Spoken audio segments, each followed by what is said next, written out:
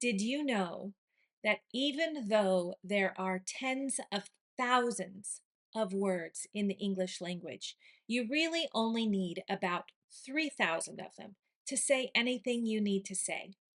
I'm teaching 3,000 words in 3,000 days. Stick with me and you'll get a new word every day.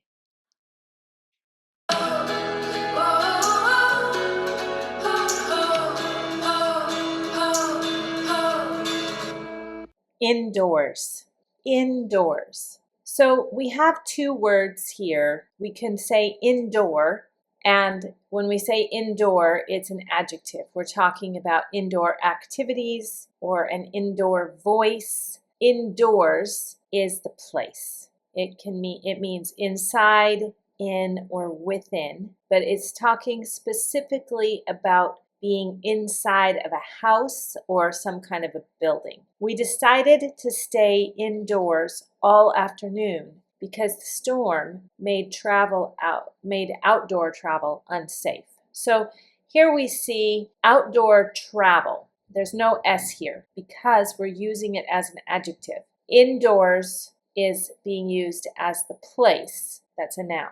We decided to stay indoors all afternoon because the storm made outdoor travel unsafe. The coach moved practice indoors when the field froze overnight. Okay, so again, we're talking about the place. And usually we talk about indoors as opposed to outdoors. Practice is usually outside or outdoors, and the coach moved practice indoors. You can use the word outside or inside synonymously with outdoors and indoors.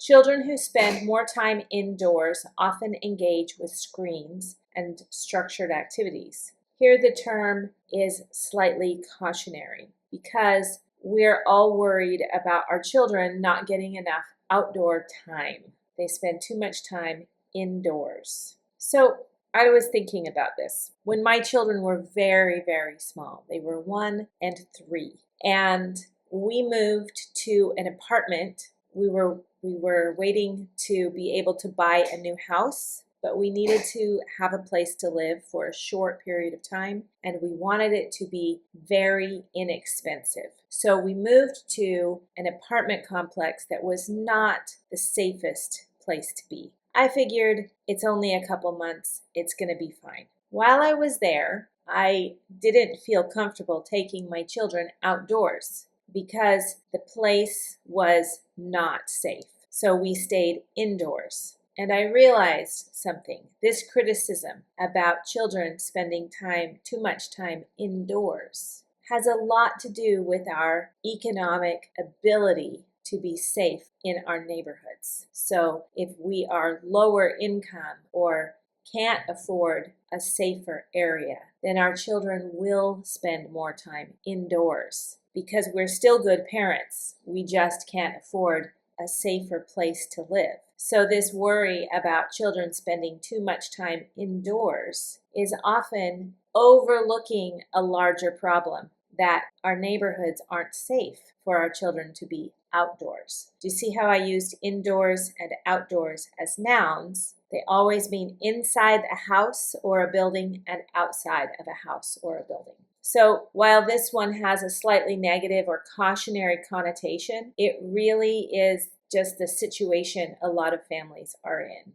After weeks of camping, she missed the indoors. This uses the noun phrase to refer to indoor environments that are comforting or familiar. The event will be held indoors at the community center. This demonstrates how indoors frequently functions in prepositional phrases. So it will be held indoors. And then we would say where indoors it will be. It's inside of a building.